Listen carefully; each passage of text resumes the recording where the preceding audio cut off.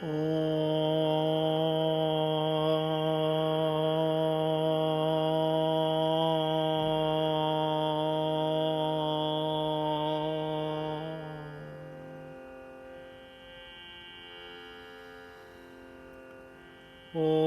സദാശിവസമാരംഭാം ശങ്കരാചാര്യമധ്യമാം അസ്മദാചാര്യപര്യന്താം വന്ദേ ഗുരുപരമ്പരാം. ശ്രുതിസ്മൃതിപുരാണാനാം ആലയം കരുണാലയം.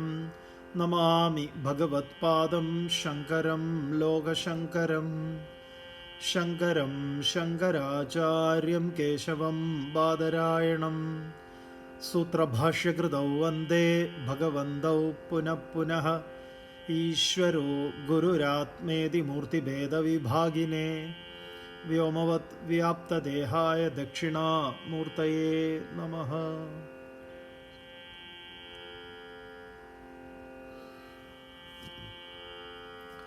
ഹരി ഓം. എല്ലാവർക്കും നമസ്കാരം.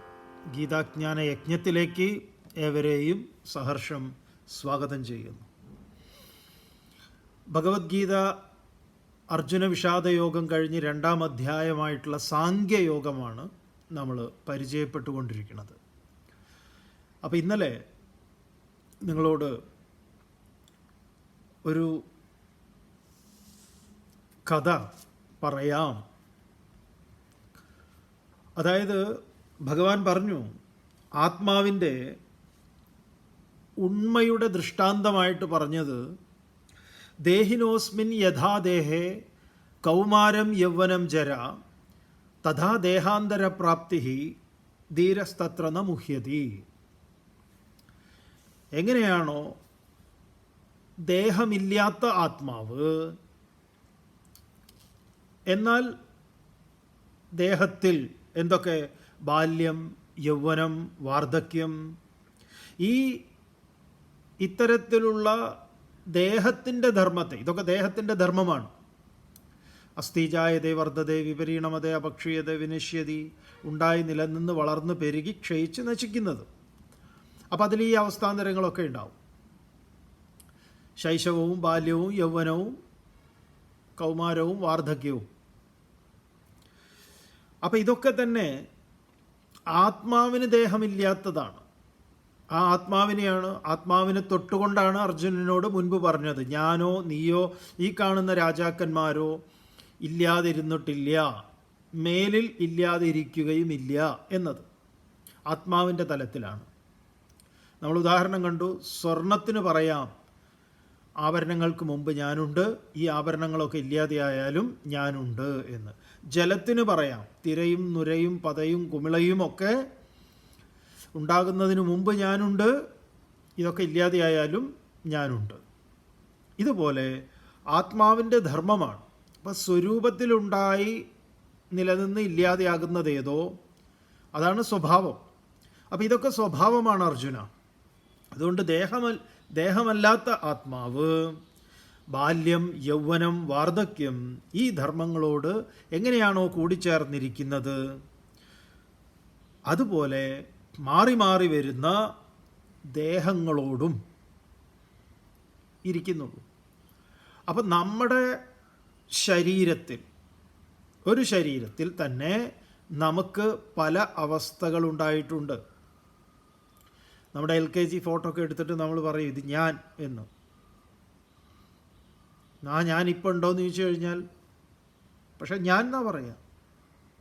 ആദ്യമായിട്ട് പാസ്പോർട്ട് സൈസ് ഫോട്ടോ എടുത്തത് സ്റ്റുഡിയോയിലൊക്കെ പോയിട്ട്, അല്ലെങ്കിൽ വീട്ടുകാർ കൊണ്ടുപോയി എടുപ്പിച്ചത്. ഇപ്പോഴൊക്കെ ഈ മൊബൈലും ഇതിലൊക്കെ ഫോട്ടോ ഉണ്ടല്ലോ, പണ്ട് അങ്ങനെയല്ലല്ലോ.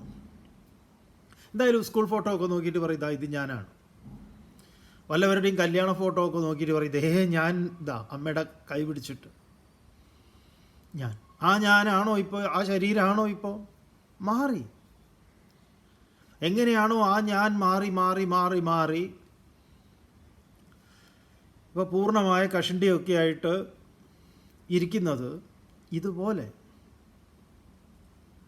പല ശരീരങ്ങളിലേക്ക് ഞാൻ യാത്ര ചെയ്യുന്നു.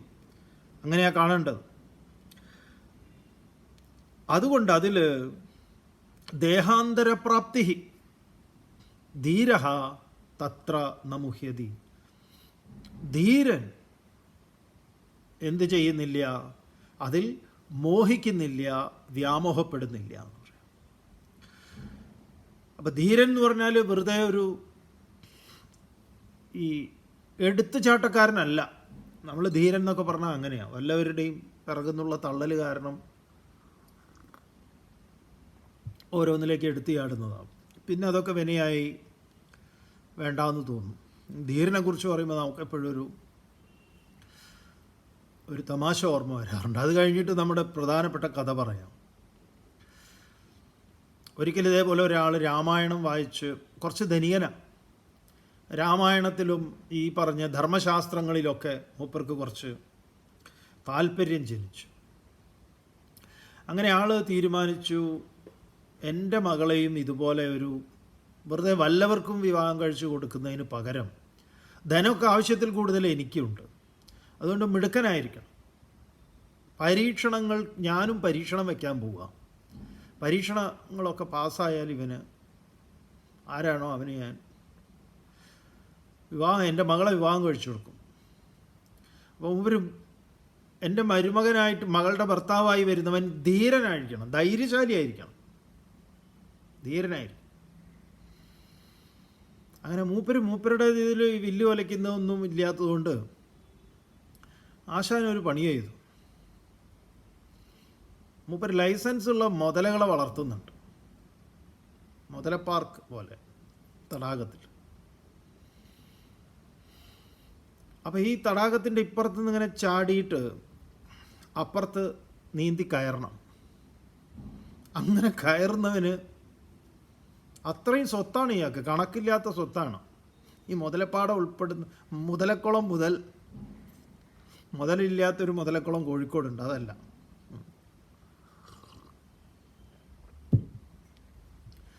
അപ്പോൾ ഈ ഇപ്പുറത്തുനിന്ന് ചാടി നീന്തി അപ്പുറത്തെത്തണം. അപ്പോൾ അതൊരു 100 മീറ്റർ ഉണ്ട് ചുറ്റളവ്. മുതലില്ലെങ്കിൽ നീന്താം. പക്ഷെ എന്തായാലും ഇത് കേട്ടപ്പോൾ ആളുകളൊക്കെ കൂടി, മത്സരത്തിൽ പങ്കെടുക്കാനല്ല, ആ ചാടുന്നവന്മാരെ കാണാൻ. അങ്ങനെയുണ്ടല്ലോ, ഭയങ്കര ആൾക്കൂട്ടായി. അങ്ങനെയാണ് ആൾക്കൂട്ടത്തിൻ്റെ ഇടയിൽ നിന്ന് ഒരുത്തനൊരു ചാട്ടം. ആളുകളൊക്കെ പോതിരെ കൈയടിക്കുക. ഇവനത് വെള്ളം തൊടാതെ അവൻ നീന്തുന്നത്. ബും ബും ബും എന്ന് പറഞ്ഞിട്ട് ഈ കല്ലിങ്ങനെ കുട്ടികളിങ്ങനെ എറിയും. ഈ വെള്ളത്തിൻ്റെ മുകളിൽ കൂടെ അങ്ങനെ ടക്ക് ടക്ക് ടക്ക് എന്ന് പറഞ്ഞ് തട്ടിയിട്ട് ഇങ്ങനെ പോവും, പരന്ന കല്ലെടുത്ത് എറിഞ്ഞാൽ. അതേപോലെ ഇവനിങ്ങനെ പോകുന്നത്. വെള്ളം തൊട്ടില്ല എന്നുള്ള മട്ടിൽ. അത്ഭുതം എന്ന് പറയട്ടെ, ഇവൻ നീന്തി കയറി. മുതലകളൊക്കെ ഒന്ന് തല പൊക്കുന്നതിന് മുമ്പ് ആശാൻ അവിടെ എത്തി. എല്ലാവരും കോരി വിളിച്ച് ഇവനെ എടുത്ത് പൊക്കി തോളിലേറ്റി ഓരോരുത്തരും അവസാനം നിർത്തി. അപ്പോൾ ഈ ഇദ്ദേഹത്തിന് വളരെ സന്തോഷമായി. വാ അപ്പോൾ വരണമാലിയൊക്കെ റെഡിയാണേ. അപ്പോൾ ഇവൻ നീന്തിയ ആ ഭാഗത്തേക്ക് പോവുകയാണ് ഇതായിട്ട്. അപ്പോൾ അവനോട് പറയാം, അവിടെയല്ല, എൻ്റെ മകളുള്ളത് ഇവിടെയാണെന്ന് പറഞ്ഞിട്ട് അയാൾ പിടിച്ചു വലിക്കുക.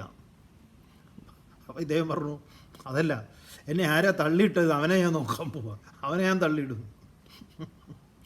അപ്പോൾ ആരോ തള്ളിയിട്ടതാ. പാവം ജീവൻ്റെ വിലയറിഞ്ഞ് മൃത്യുമുഖത്തുനിന്ന് ചാടിക്കയറിയ ആളാണ്. അങ്ങനെ ഈ ധീരൻ എന്ന് പറയുമ്പോൾ അങ്ങനെയുള്ള ഏതെങ്കിലും ഒരു പിറയിൽ നിന്നുള്ള എടുത്തുചാട്ടത്തിൽ പെട്ട ആളല്ല ഇവിടെ.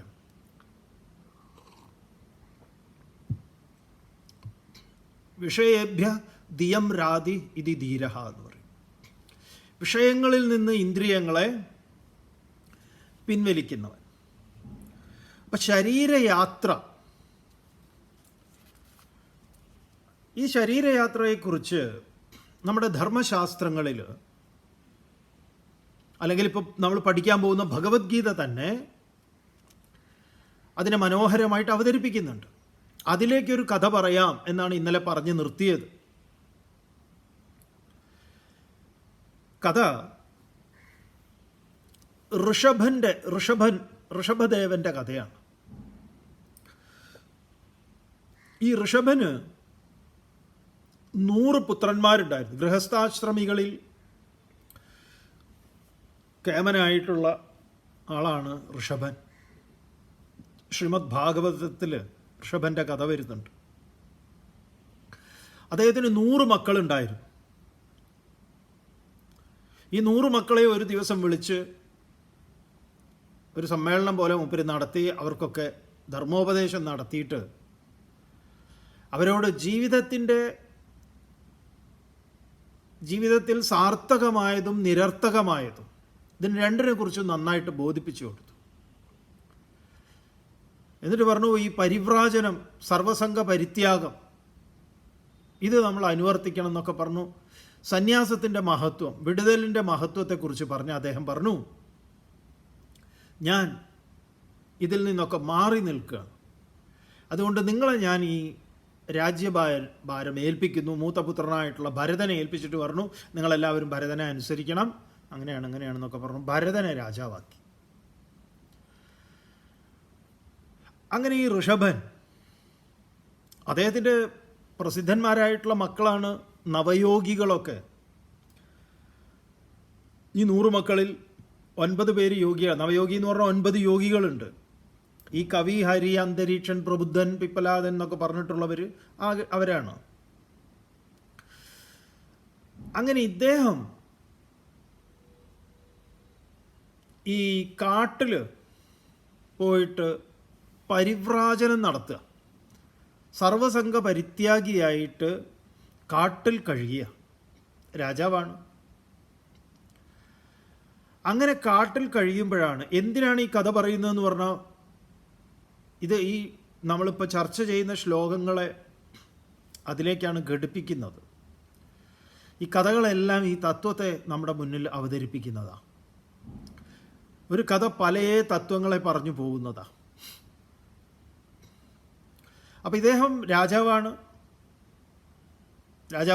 ഇപ്പം അദ്ദേഹം റിട്ടയറായി കാട്ടിൽ ഋഷിയുടെ മാർഗത്തെ സ്വീകരിച്ചിരിക്കുകയാണ്.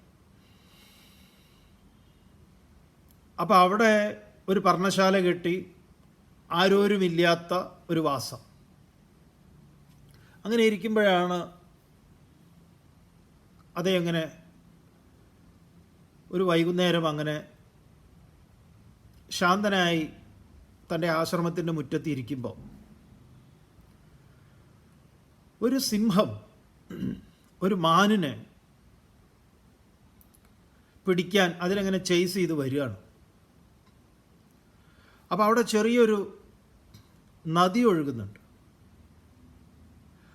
ഈ നദിയെ മാന് കാണുന്ന സമയം തന്നെ ഊക്കോടുകൂടി അതിനെ എടുത്തിട്ട് ശക്തിയിൽ അതങ്ങോട്ട് ക്രോസ് ചെയ്യാൻ അതങ്ങോട്ട് ചാടി.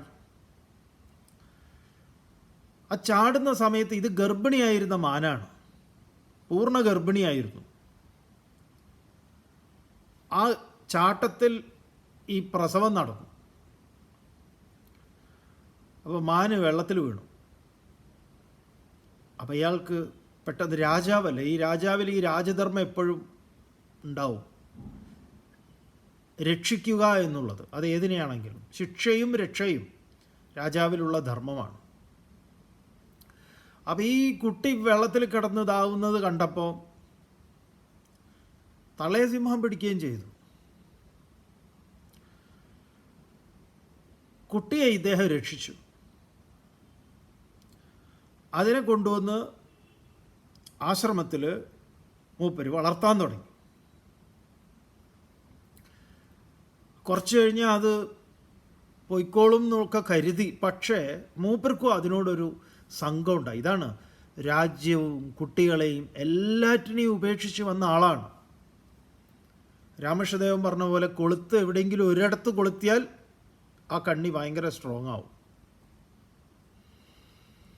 അപ്പം ഈ മാൻകുട്ടി ഇദ്ദേഹവുമായിട്ട്, മാൻകുട്ടിക്കാണെങ്കിൽ തൻ്റെ രക്ഷിതാവാണ്. അപ്പം അതിന് വേണ്ടതൊക്കെ ഇദ്ദേഹം കൊടുത്തു. അതിന് ഇതുമായിട്ടായി മൂപ്പര സംഘം. അങ്ങനെ മൂപ്പരിങ്ങനെ ഇടയ്ക്ക് ധ്യാനിക്കാനിരിക്കുമ്പോൾ ഈ മാന് വന്നിങ്ങനെ മടിയിലിരിക്കുക, മുട്ടി ഉരസിയിരിക്കുക ഒക്കെ ആകുമ്പോൾ അത് മൂപ്പർക്കൊരു ബുദ്ധിമുട്ടായി. അപ്പോൾ മൂപ്പരതിനെ തള്ളിവിടും, കൈകൊണ്ട് ഒരടിയൊക്കെ കൊടുക്കും. അപ്പോൾ അതിനെ കാണാതെയാകുമ്പോൾ മൂപ്പർക്ക് ഇതെവിടെ പോയി, അതിനെ വീണ്ടും വല്ല സിംഹവും പിടിച്ചോ എന്നുള്ള നോട്ടായി അതിനെ അന്വേഷിക്കാൻ പോയി. ചുരുക്കി പറഞ്ഞാൽ ഈ മാനിൽ ഇദ്ദേഹത്തിന് അതെൻ്റെ ഈ 100 മക്കൾക്ക് പകരമുള്ള ഒരു മകനായിട്ടോ മകളായിട്ടോ അതിനെ അങ്ങോട്ട് തീവ്രമായി സ്നേഹിക്കാൻ തുടങ്ങിയാണ്. അതുമായിട്ട് കടുത്ത സംഘമായി. അങ്ങനെ ഇദ്ദേഹം ഒരു ദിവസം മരിക്കുന്നു. ആ മരിക്കുന്ന സമയത്ത് ഈ മാനിൻ്റെ ഗതി എന്താവും എന്നൊക്കെയുള്ള ചിന്ത അദ്ദേഹത്തിനുണ്ട്.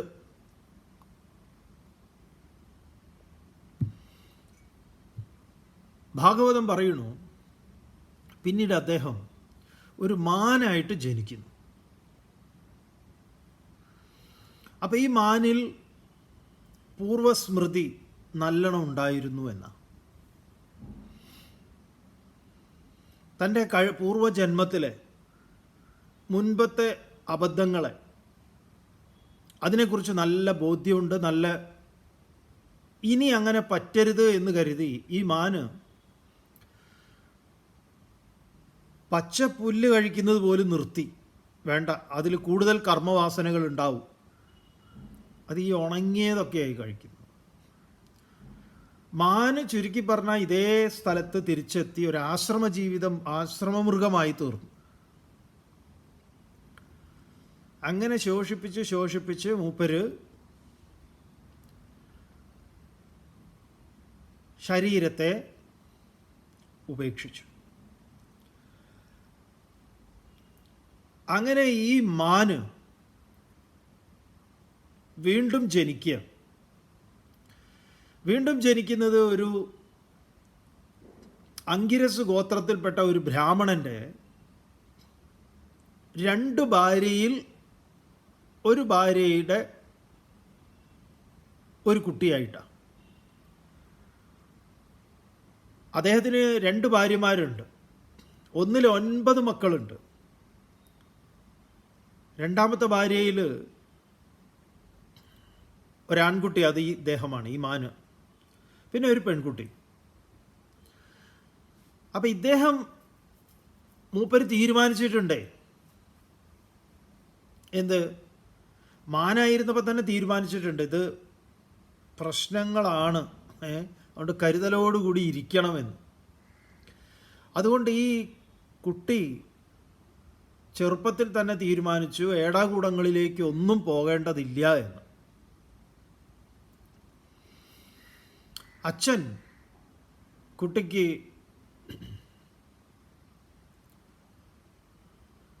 മന്ത്രദീക്ഷ ഉപനയിപ്പിച്ച് ഗായത്രി മന്ത്രമൊക്കെ പറഞ്ഞു കൊടുത്തു. ഏറ്റുചൊല്ലാനൊക്കെ പറയുമ്പോൾ ഇവൻ ഒരക്ഷരം മിണ്ടില്ല,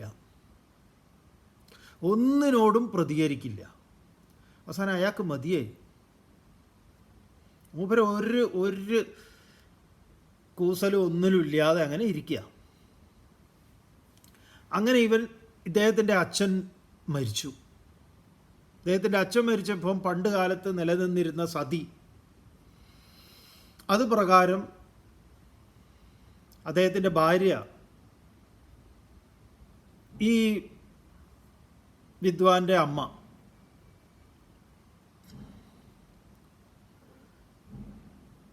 മറ്റേ സ്ത്രീയെ, അവരുടെ ചേച്ചിയെ പോലെ അവരെ ഏൽപ്പിച്ചു.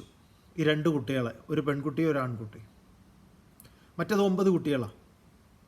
അപ്പോൾ 11 അവരെ ഏൽപ്പിച്ചിട്ട് പറഞ്ഞു നോക്കണം എന്ന് പറഞ്ഞ് അവരെന്ത് ചെയ്തു, ഭർത്താവിനൊപ്പം ചിതയിൽ ചാടി. അങ്ങനെ അവർ 2 പേരും മരിച്ചു. അപ്പോൾ ഇവന് ഈ അമ്മയാണ് നോക്കുന്നത്, ഈ സഹോദരങ്ങൾ. ഇവർ ഈ പറഞ്ഞതുപോലെ ഇവരുമായിട്ടൊന്നും മിങ്കിൾ ചെയ്ത് കാര്യങ്ങളിലൊന്നും ഒരിടപാടുമില്ല മൂപ്പർക്ക്. അങ്ങനെ ഇവനൊരു പേര് കിട്ടി, ജഡൻ എന്ന്. നല്ല പേരുകളാണ്. ജഡം, ഇവൻ ജഡമാണോ എന്ന് ചോദിച്ചാൽ ജഡമല്ല.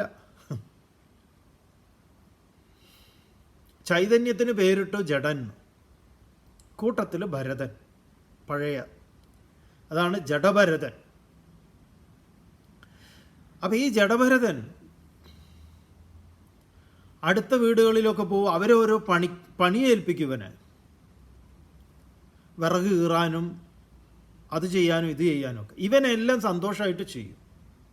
അവരെന്തെങ്കിലും ഭക്ഷണം കൊടുക്കും, അതും കഴിച്ച് അവിടുന്ന് പോകും. അങ്ങനെ ഇവൻ പണി വല്ലവരുടെയും വീട്ടിലൊക്കെ പോയി പണി ഇവൻ എടുക്കുന്നുണ്ടല്ലോ, അങ്ങനെയാണ് ഇവിടെ എന്തുകൊണ്ട് എടുത്തുകൂടാ എന്ന് ജ്യേഷ്ഠന്മാർക്ക് തോന്നി. അങ്ങനെ അവർ അവിടെ വീട്ടിൽ പണിയെടുപ്പിക്കാൻ തുടങ്ങി. എന്നിട്ട് കാടിവെള്ളമൊക്കെയാണ് കൊടുക്കുക, പിണ്ണാക്കും അതും ഇതുമൊക്കെ. ഇവൻ അതൊക്കെ നല്ല ഇതിൽ കഴിക്കും, ഒരു പരാതി ആരോടുമില്ല. അങ്ങനെ കൊണ്ടുപോയിട്ട് ഈ വെയിലത്തൊക്കെ കൊണ്ടുപോയിട്ട് വയലിൽ ഈ കൃഷിപ്പാടത്ത് കൃഷി നോക്കാൻ കൊണ്ടുപോയി നിർത്തിക്കൊടുത്തു, ഏറുമാടത്തിൽ കാവൽക്കാരനായിട്ട്. മൂപ്പര് അവിടെ പോയി കൃഷി നോക്കലോ പരിപാടിയൊന്നുമില്ല, അവിടെ പോയിരിക്കും, അത്ര തന്നെ. ഇവരെന്തെങ്കിലും കൊണ്ടു കൊടുത്താൽ അവിടുന്ന് കഴിക്കും, കിളികൾ വരും അത് തിന്നും, ഒക്കെ വരും, അതൊക്കെ പോവും, അത്രയേ ഉള്ളൂ. മൂപ്പരതിന് പാറാവിരിക്കലല്ലോ, മൂപ്പരവിടെ ഇരിക്കും. അങ്ങനെ ഇരിക്കുമ്പോഴാണ് അവിടെ അടുത്ത പ്രദേശത്ത് ഒരു തമോ ഗുണിയായിട്ടുള്ളൊരു രാജാവ്, ആഭിചാര കർമ്മങ്ങൾ ചെയ്യുന്ന ആൾ, ദേവീപ്രീതിക്ക് വേണ്ടിയിട്ട് ആളെ കൊല്ലുന്നത്, നരബലി ചെയ്യുന്നത്. അങ്ങനെ ഒരു നരബലിക്ക് വേണ്ടി ഒരുത്തനെ കെട്ടിക്കുളിപ്പിച്ച് കൊണ്ടുപോയി ഇരുത്തിയിട്ടുണ്ട്. നമ്മുടെ നേരത്തെ കഥയിൽ പറഞ്ഞ പോലത്തെ ഒരു കഥാപാത്രം. ഇവന് മരണത്തെക്കുറിച്ച് ചിന്തിച്ചിട്ട് ഇവനെ എങ്ങനെയാണെന്നറിയില്ല, ഇവന്മാരുടെ ഭടന്മാരുടെ ഇടയിൽ നിന്നൊക്കെ കെട്ടൊക്കെ പൊട്ടിച്ച് ഇവൻ പ്രാണരക്ഷാർത്ഥം ഓടി രക്ഷപ്പെട്ടു. ഇരുട്ടിലെവിടെയോ മറഞ്ഞു. ഇവർക്കാണെങ്കിൽ ഇത് ബലിക്ക് സമയമായിട്ടുണ്ട്.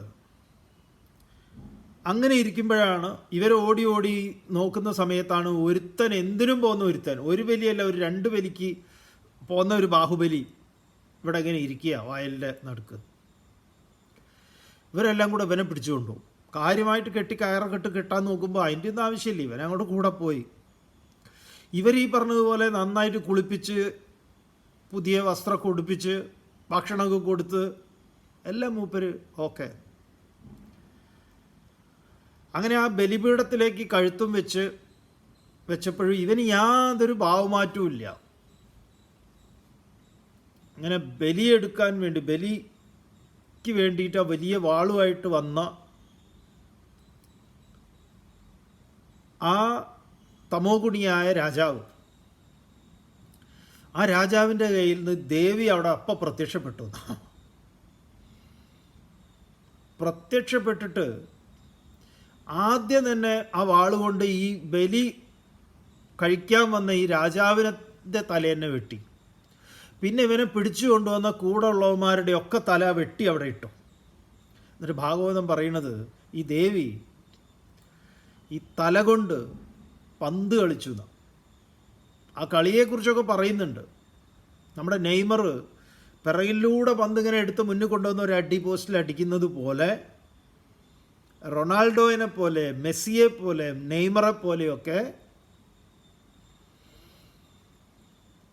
അവിടെ ഒരു പന്ത് കളി നടത്തി. പന്തെന്താണ് ഇവന്മാരുടെ തലകൾ. കാരണം ഇദ്ദേഹം ആ സ്വരൂപമായിരുന്നു എന്നുള്ളത് കൊണ്ടാണത്ര.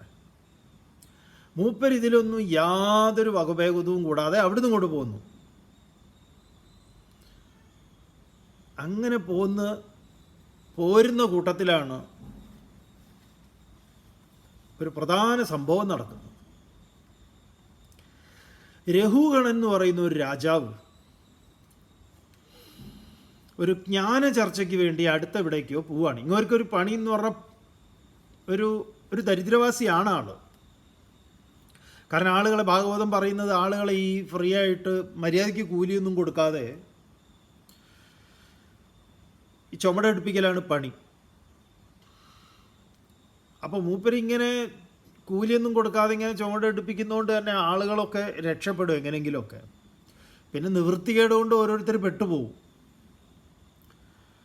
അങ്ങനെ നിവൃത്തികേട് കൊണ്ട് പെട്ടുപോയിട്ടുള്ള ഇതിൽ ഒരുത്തന് ദീനം വന്നിട്ട് അവന് അസുഖമായിപ്പോയി, എടുക്കാൻ വയ്യ. 3 ആളേ ഉള്ളൂ, പിന്നെ 4 പേര് വേണമല്ലോ ഇത് പൊക്കി കൊണ്ടുപോകാൻ. അങ്ങനെ നോക്കുമ്പോഴാണ് എന്തിനും പോകുന്ന, ഒറ്റയ്ക്ക് എടുത്ത് തോളിൽ വയ്ക്കാൻ പോകുന്ന ഒരുത്തനുണ്ട്. ഈ ജഡഭരതനെ കണ്ടു. ഇവനെ ഇവർ പിടിച്ചും കൊണ്ട് വലിച്ചു കൊണ്ടുവന്നിട്ട് ഇവൻ്റെ തോളിലേക്ക് ഇതങ്ങോട്ട് വെച്ചു കൊടുത്തു, നടക്കാൻ പറഞ്ഞു. മൂപ്പര് തോളിൽ ഇതും വെച്ച് നടക്കാൻ തുടങ്ങി. നടക്കുമ്പോൾ ഇങ്ങനെ ഒരു എന്ത് ചെയ്തു എന്ന് പറഞ്ഞു കഴിഞ്ഞാൽ, ഈ മൂപ്പര് വലിയ ശ്രദ്ധാലുവാണ്, സർവഭൂതഹിതേരഥനാണ്. ഒരു പ്രാണിവർഗത്തിനും പരിക്കേൽപ്പിക്കരുത് എന്നുള്ള ചിന്തയുള്ള ആളാണ്. ശ്രീനാരായണ ഗുരുദേവൻ്റെ ജീവകാരുണ്യം അന്വർത്ഥമാക്കിയിട്ടുള്ളതാണ്. ഗുരുദേവൻ ജീവകാരുണ്യത്തിൽ പറയും, ഒരു പീഡ ഒരു ഉറുമ്പിനും വരുത്തരുത് എന്ന്. അത് ജഡഭരതൻ്റെ ഒരു പ്രതിജ്ഞ. ഒരു പീഡ ഒരു ഉറുമ്പിനും വരുത്തരുത്. അപ്പോൾ ഒരു നടക്കുമ്പോൾ വളരെ സൂക്ഷിച്ചിട്ടേ നടക്കുള്ളൂ. അപ്പോൾ വല്ല ഉറുമ്പുകൾ ഇങ്ങനെ പോകുന്നുണ്ടെങ്കിൽ മൂപ്പർ അവിടെ നിൽക്കും. അത് പോയി കഴിഞ്ഞിട്ടേ മൂപ്പർ അടുത്ത കാല് വയ്ക്കുള്ളൂ. ഇത് ഈ 3 പേർക്കും ബുദ്ധിമുട്ടായി. ഇത് ഈ പല്ലക്ക് കിടന്ന് ഒരു താളം തെറ്റ്, ഒരു ഒപ്പത്തിനൊപ്പമല്ല ഇത് പോണത്. അപ്പോൾ ഈ രഘുഗണന് ദേഷ്യം വന്നു. രഘുഗണൻ ചോദിക്കുകയാണ്, അവിടുന്ന് ആ കർട്ടൻ മാറ്റിയിട്ട് തുണി മാറ്റിയിട്ട് ഇവരോട് ചോദിക്കും, എന്തൊന്നാണടോ നമ്മൾ ഈ ചിലപ്പോൾ ഓട്ടോറിക്ഷ ഉണ്ടല്ലോ ഇങ്ങനെ വല്ലാതെ വെട്ടിച്ച് കുഴി ചാടിച്ച് നമ്മൾ ഡ്രൈവറോട് ചോദിക്കല്ലേ, എന്തെന്നാണ് കണ്ണ് കാണുന്നില്ലേ നിങ്ങൾക്ക്? സോറി സാറേ എന്ന് പറയാ. പിന്നെ ഇത് തന്നെ ഇവൻ ചെയ്യുമ്പോൾ നമ്മൾ ദേഷ്യപ്പെടുമല്ലോ ചിലപ്പോൾ. അതുപോലെ വീണ്ടും ഇത് തന്നെ ചിലയിടത്ത് ഇയാൾ കാണുമ്പോൾ എന്താന്ന് പറഞ്ഞാൽ ഒന്ന് ചാടിക്കിടക്കും. അപ്പോൾ എന്താവും, ബാക്കി 3 ആളുകൾക്ക് അതിലേറെ ബുദ്ധിമുട്ടായി. ചുരുക്കി പറഞ്ഞാൽ രഘുഗണന് അതിൽ ഇരിക്കാൻ പറ്റാത്തൊരവസ്ഥയെ. അപ്പോൾ രഘുഗണൻ ഇവരെ ശകാരിക്കുന്നു, ഇവർക്ക് ശിക്ഷ കൊടുക്കും എന്നുള്ള മട്ടിൽ ഇവരോട് പറഞ്ഞു. അപ്പോൾ മറ്റു 3 പേരും പറഞ്ഞു, ഞങ്ങളോട് ക്ഷമിക്കണം, ഈ പുതുതായിട്ട് വന്ന ഈ വിദ്വാനാണ് ഇതിൻ്റെ ഒക്കെ കുഴപ്പം. ഞങ്ങൾക്ക് ഒരുമിച്ചല്ല നടക്കുന്നത്, ഇവനൊപ്പം നടന്നാൽ ഞങ്ങൾക്ക് നടക്കാൻ പറ്റില്ല മഹാരാജൻ എന്ന് പറഞ്ഞാൽ അവർ കൈ കഴുകി. അപ്പോഴാണ് മൂപ്പര് കർട്ടൻ നീക്കിയിട്ട് ഇവനെ നോക്കുന്നത്, ഇവനെ കാണുന്നത്. അപ്പോൾ ഇവനാണെങ്കിലും അജാനബാഹു. അപ്പോൾ ഇവനെ പരിഹസിക്കുകയാണ്. നീ കൃഷഗാത്രനാണല്ലോ, മെലിഞ്ഞവനാണല്ലോ, കുറേ ദൂരമായല്ലോ നീ എന്നെ എടുത്ത് നടക്കാൻ തുടങ്ങിയിട്ട്, നിനക്ക് വിശപ്പും ദാഹവും ഒക്കെ ഉണ്ടാവുമല്ലോ എന്നൊക്കെ പറഞ്ഞ എല്ലാം പരിഹാസത്തിൽ. അങ്ങനെ മൂപ്പര് പരിഹസിച്ച് ഒരു എക്സ്ട്രീം എത്തിയപ്പോൾ നിന്നെ ഞാൻ ശിക്ഷിക്കും എന്നൊക്കെ പറഞ്ഞപ്പോണ്ടല്ലോ, ഇദ്ദേഹം ജീവിതത്തിൽ സംസാരിച്ചിട്ടില്ല. ഈ പറഞ്ഞ മാനിന് ശേഷം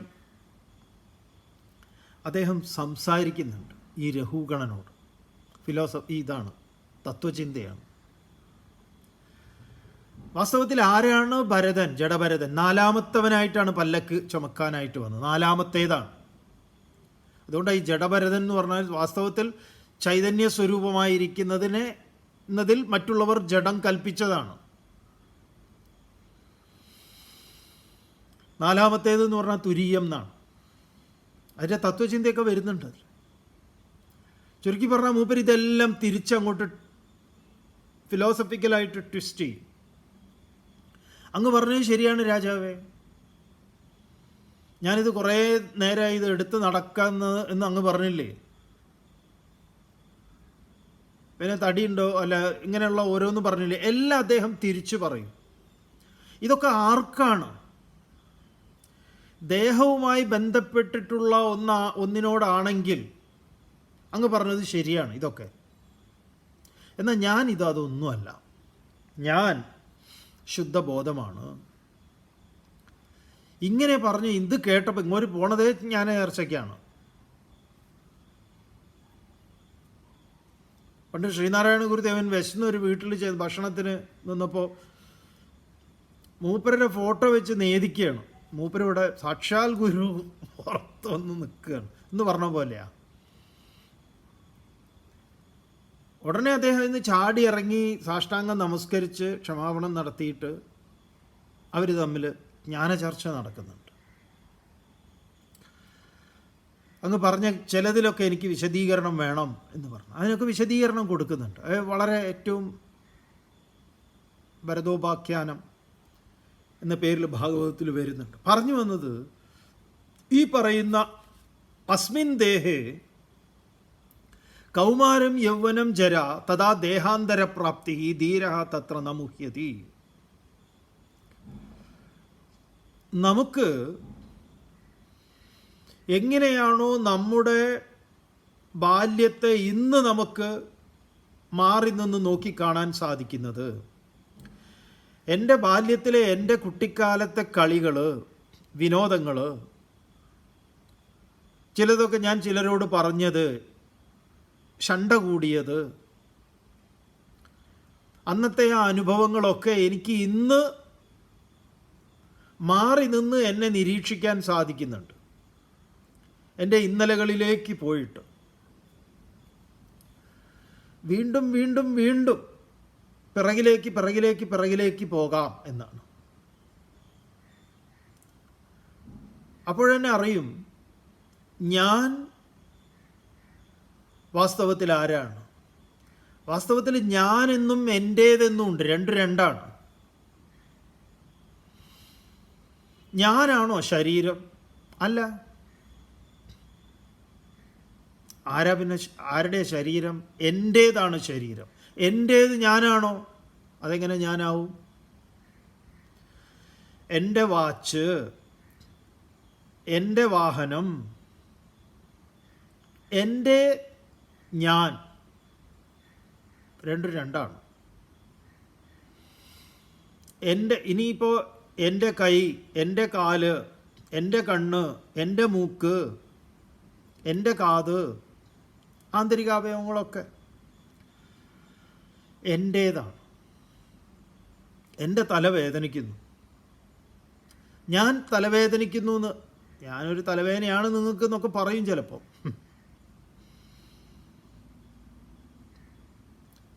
ഞാൻ തലവേദനയാണ് ഇല്ല. ഞാൻ കൈയാണോ? അല്ല, എൻ്റേതാണ്. ചുരുക്കി പറഞ്ഞാൽ എൻ്റേത് എന്നിൽ നിന്ന് അന്യമാണ്. എന്നിൽ നിന്ന് അന്യമാണ് എൻ്റേത് എല്ലാം. എൻ്റെ വീട് എങ്ങനെയാണോ എന്നിൽ നിന്ന് അന്യമായിരിക്കുന്നത്, എൻ്റെ കാറ് എന്നിൽ നിന്ന് അന്യമായിരിക്കുന്നത് എങ്ങനെയാണോ, അതുപോലെ എൻ്റെ ശരീരം എന്നിൽ നിന്ന് അന്യമാണ്. സംശയമൊന്നും വേണ്ട. ഇത് നന്നായിട്ട് നമുക്ക് ബോധിക്കാൻ പറ്റും. ഈ പ്രക്രിയയാണ്, ഇതാണ് രമണ മഹർഷി ചെയ്തത്. ഇവിടെ നമ്മുടെ കാലങ്ങളായി ദൂരേക്ക് നിർത്തിയിട്ടുള്ള ഒന്നുണ്ടേ. അതെന്താണ്? ഈ മൃത്യു എന്ന് പറയുന്നതാണ് ഇവിടെ ചർച്ച വരുന്നതാണ്. കാരണം ആരെങ്കിലും മരണത്തെക്കുറിച്ച് പറയുന്ന സമയത്ത് തന്നെ ഉടനെ എന്ത് പറയും? വേറെ വല്ല നല്ല വർത്തമാനങ്ങൾ എന്തെങ്കിലും ഉണ്ടെങ്കിൽ പറഞ്ഞൂടെ, നിങ്ങൾ ഈ വെറുതെ ഇതല്ലാണ്ട് അപശകുനം പിടിച്ച ഓരോന്ന് പറയുന്നത്. ഇങ്ങനെ നമ്മൾ മരണത്തെ ദൂരെ നിർത്തിയിരിക്കുക. ഇപ്പം നിങ്ങളുടെ അമ്മ, അല്ലെങ്കിൽ നിങ്ങളുടെ അച്ഛൻ, നിങ്ങളുടെ ഭാര്യ, ഭർത്താവ്, ഒരു ദിവസം നിങ്ങളെല്ലാവരും ഇങ്ങനെ ഇരിക്കുകയാണ്. അപ്പോൾ നിങ്ങളുടെ അമ്മമ്മ പറയുകയാണ്, ഓണത്തിനോ വിഷുവിനോ എന്തോ നിങ്ങളെല്ലാവരും കൂടെ വന്നു, ഊണൊക്കെ കഴിഞ്ഞു, അല്ലെങ്കിൽ ഊണ് കഴിക്കാൻ എല്ലാവരും ഒക്കെ എത്തി. അങ്ങനെ ഇരിക്കുമ്പോൾ, ഊണൊക്കെ കഴിച്ചിരിക്കുക, എല്ലാവരുടെ അടുത്തേക്കും പിരിഞ്ഞു പോകാൻ, യാത്ര പറയാനൊക്കെ ആയിട്ട് ഇരിക്കുകയാണ്. അപ്പോൾ ഈ അമ്മമ്മ പറയുക, ഇതാ അവർ പറയണത്, ആ മക്കളെ, എനിക്ക് എല്ലാവരെയും കാണാൻ പറ്റി, സന്തോഷമായി. അടുത്ത ഓണത്തിന് നമ്മൾ ഇതുപോലെ കൂടിയിരിക്കുമോ എന്ന് എനിക്ക് ഉറപ്പൊന്നുമില്ല. പക്ഷേ എനിക്ക് പറയാനുള്ളത്, അപ്പോഴേക്കും ഇടപെടാൻ തുടങ്ങി ഓരോരുത്തർ. അമ്മ എന്തിനാ വേണ്ടാത്ത ഇതൊക്കെ പറയുന്നത് എന്ന് മകള്. അമ്മമ്മ അങ്ങനെയൊന്നും പറയല്ലേ. അപ്പോഴേക്കും കൊച്ചുമോള് വന്നു, ഓ ഐ ലവ് യു മുത്തശ്ശി. No no no no. എന്തിനോ നോ നോ? അവരത് പറഞ്ഞാൽ എന്താ കുഴപ്പം? അവർ നല്ല സ്പിരിച്വലാണ്. അതുകൊണ്ട് അവർ പറയാണ്, ഞാൻ മരിച്ചാൽ നോക്കൂ എടാ, നീ ഈ ഓടിപ്പിടിച്ച് അവിടുന്ന് ഇല്ലാത്ത ടിക്കറ്റും നിൻ്റെ ജോലി തിരക്കും ഒക്കെ എനിക്കറിയാം. എൻ്റെ മൃതദേഹം നിങ്ങളെല്ലാവരും വന്നിരുന്ന് കണ്ട് അത് ശ്മശാനത്തിലേക്ക് കൊണ്ടുപോയി എല്ലാവരും ഒരുമിച്ച് ബലികർമ്മം ചെയ്ത്, അതൊന്നും ഞാൻ ആഗ്രഹിക്കുന്നില്ല. ഇനി അങ്ങനെ ആഗ്രഹിക്കുന്നവരുണ്ടെങ്കിൽ അവരുടെ ആഗ്രഹം അങ്ങനെ പറയാം. എന്തായാലും ഒരമ്മ ഇങ്ങനെ പറയുന്നു എന്നിരിക്കട്ടെ, അവരത് പറയാൻ നിങ്ങൾ അനുവദിക്കുന്നുണ്ടോ? ഇല്ല. കാരണം എന്താണ്? ഒരു ചാൻസ് പോലും ജീവിതത്തിൽ മരണവുമായി ബന്ധപ്പെട്ട അല്ലെങ്കിൽ ആ മരണവൃത്താന്തത്തെ ചർച്ച ചെയ്യാൻ പോലും നിങ്ങൾ നിങ്ങളുടെ ജീവിതത്തിൽ അനുവദിക്കുന്നില്ല. എന്നിട്ട് നിങ്ങൾ വലിയ വേദാന്തമൊക്കെ കേൾക്കുകയും ചെയ്യുക. നജായതേ മ്രിയതേ കഥാചിത് എന്നൊക്കെ പറഞ്ഞ് പ്രബന്ധം എഴുതി ഡോക്ടറേറ്റ് മേടിച്ച് കക്ഷത്ത് വെച്ചിരിക്കുക. കുട്ടികളെ മരണത്തെക്കുറിച്ച് കുട്ടികളോട് പറയില്ല. മരണവർത്തമാനം. നമ്മളൊന്ന് മാറേണ്ടിയിരിക്കുന്നു. ഈ ഫിലോസഫി നമുക്ക് മനസ്സിലാവണമെങ്കിൽ നമ്മൾ മാറണം. നമ്മൾ നമ്മുടെ രമണ മഹർഷി ചെയ്തതുപോലെ നമ്മൾ നമ്മുടെ മരണത്തെ നമ്മൾ ഭാവന ചെയ്യണം. മഹർഷി ചെയ്തത് അതാണ്. ഇവരങ്ങനെ ഒരു ബെഞ്ചിൻ്റെ മുകളിൽ കിടക്കുന്നത് കണ്ടു. കിടക്കുക, എന്നിട്ട് മരണത്തെ അങ്ങോട്ട് ഭാവന ചെയ്തു. മരിച്ചു. നിങ്ങളും സങ്കല്പിച്ചോളൂ, നിങ്ങൾ മരിച്ചു. ആരൊക്കെ നിങ്ങൾക്ക് വേണ്ടി കരയും? നിങ്ങൾ ഭാവന ചെയ്യുമ്പോൾ തന്നെ നിങ്ങൾക്ക് മനസ്സിലാവും. ഭാര്യ കരയും, പാവം അവൾ കരയും, ഉറപ്പാണ്. അല്ലെങ്കിൽ നിങ്ങൾ വിചാരിക്കാം ഭാര്യ ആവും, അവൾക്ക് സമാധാനമാവും. നാട്ടുകാരെ ബോധിപ്പിക്കാൻ വേണ്ടി അവൾ ചിലപ്പോൾ കരയുമായിരിക്കാം, പക്ഷെ ഉള്ളിൻ്റെ ഉള്ളിൽ അവൾക്ക് വളരെ സമാധാനമാണ്. നിങ്ങൾക്ക് സങ്കല്പിക്കാം അങ്ങനെയാണ് നിങ്ങൾ ഭാര്യയുമായി ബന്ധമെങ്കിൽ, അല്ലെങ്കിൽ നിങ്ങൾക്ക് അവരെക്കുറിച്ച് അതാണ് സങ്കല്പമെങ്കിൽ. തിരിച്ച് ഭർത്താവിൻ്റെ കാര്യത്തിൽ, ഭാര്യ മരിക്കുമ്പോൾ ഭർത്താവിൻ്റെ മനോഗത എന്തായിരിക്കാം? നിങ്ങൾ സങ്കല്പിച്ചോളൂ. ആരൊക്കെ വരും കാണാൻ? ആ വരുന്നവരെയൊക്കെ നിങ്ങൾ നോക്കിക്കോളൂ. നിങ്ങളുടെ ബോഡി ഇങ്ങനെ കിടക്കുന്നു, തലയുടെ 2 സൈഡിൽ നാളികേരം പൊട്ടിച്ച് വെച്ച് അതിൽ വിളക്ക്. ഓരോ സംസ്കാരത്തിനും ഓരോരുത്തരുടെ ജാതിക്കും മതത്തിനും ഒക്കെ അനുസരിച്ച് ഓരോരോ ചടങ്ങുകൾ. അതെങ്ങനെയാണോ നിങ്ങൾ അങ്ങനെ ഭാവന ചെയ്തോളൂ. സുഹൃത്തുക്കൾ വരുന്നു. ഏതെങ്കിലും ഓഫീസിൽ വർക്ക് ചെയ്തൊക്കെയാണ് നിങ്ങളെങ്കിൽ അവരൊരു റീത്തുമായിട്ട് വരും. ആ റീത്ത് കൊണ്ടുവരുന്നത് പലപ്പോഴും ഇത്തരം കാര്യങ്ങളൊക്കെ നടക്കുമ്പോൾ പിരിവെടുക്കുന്ന വേലായുധനാണ്. ആ റീത്ത് നോക്കിക്കോളൂ. ആ റീത്ത് നോക്കുമ്പോൾ നിങ്ങൾക്ക് മനസ്സിലാവും ആ റീത്തിൻ്റെ വില ഒരു 250. പക്ഷേ ഇവനിതിലൊരു 2000 രൂപയെങ്കിലും പിരിച്ചിട്ടുണ്ടാവുമല്ലോ. എടാ ദുഷ്ട, ഈ സമയത്തും നീ ഇങ്ങനെ തന്നെയാണല്ലോടാ. നല്ലൊരു റീത്ത് പോലും നീ എനിക്ക് വെക്കുന്നില്ലല്ലോ. നിങ്ങൾ സങ്കല്പിച്ചോളൂ.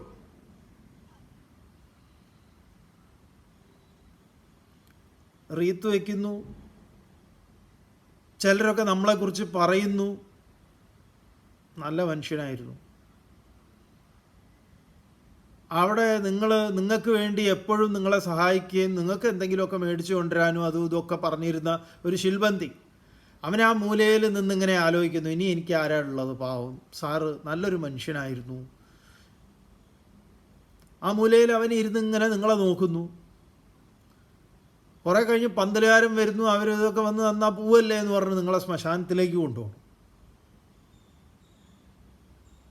ആ പോണ വഴിക്ക് നിങ്ങളുടെ ശത്രുവിൻ്റെ വീട്ടിന് മുന്നിൽ കൂടെ പോകുമ്പോൾ അവരും ഒന്ന് തലയിട്ട് നോക്കുന്നു.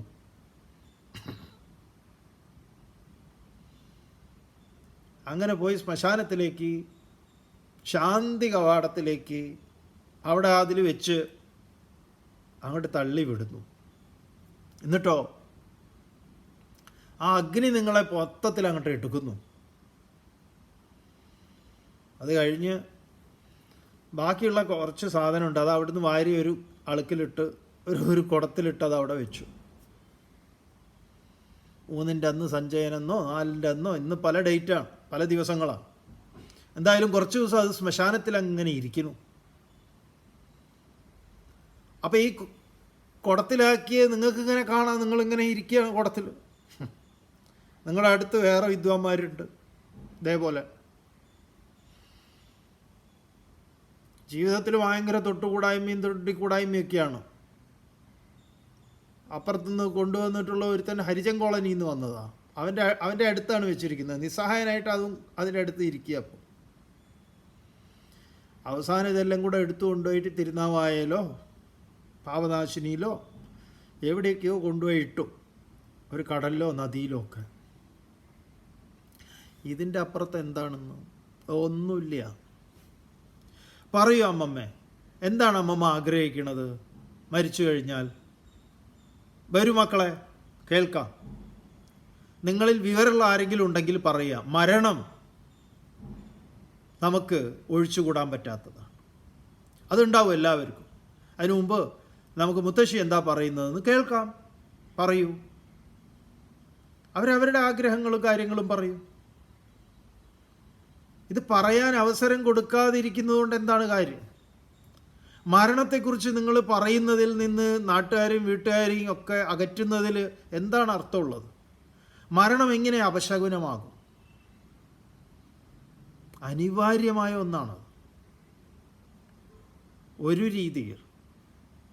അല്ലെങ്കിലോ അത് അതിൻ്റെ 2 തലങ്ങളുണ്ട്. സൂര്യൻ്റെ ഉദയവും സൂര്യൻ്റെ ഉദയാസ്തമയങ്ങളില്ലാത്തൊരു സൂര്യനും. അപ്പം ഇതുമൂലമുണ്ടാകുന്ന തീവ്രമായ ദുഃഖത്തെയും അനുബന്ധമായതിനെയൊക്കെ എങ്ങനെ തരണം ചെയ്യാം? അത് വളരെ പ്രധാനപ്പെട്ടതാണ്. അതാണ് ഭഗവാൻ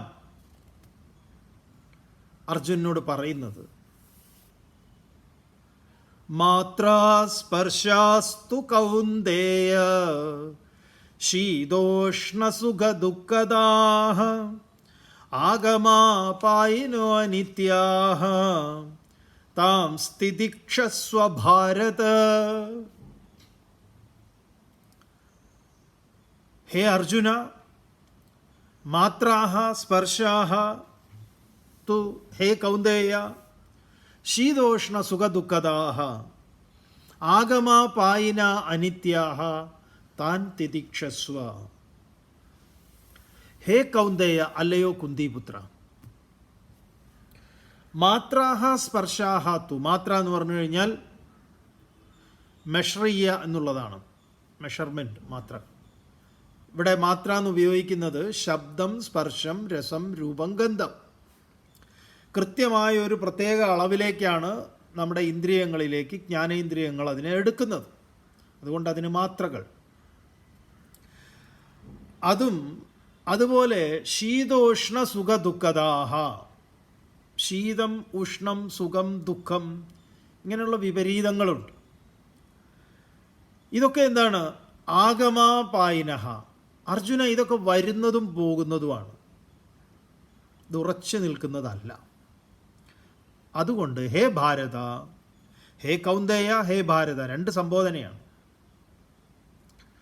താൻ തിതിക്ഷസ്വ, അതിൽ അവയിൽ നീ എന്തുള്ളവനാവൂ? തിതിക്ഷയുള്ളവനാണ്. തിതിക്ഷ എന്ന് പറഞ്ഞാൽ ശീതോഷ്ണ സുഖ ദുഃഖാദി ദ്വന്ദ്വ സഹിഷ്ണുത്വം. വിപരീതങ്ങളെ ഉൾക്കൊള്ളുക. എങ്ങനെ? ചിന്താവിലാപരഹിതം അപ്രതീകാരപൂർവകം സാ തിതിക്ഷ നിഗദ്യതേ.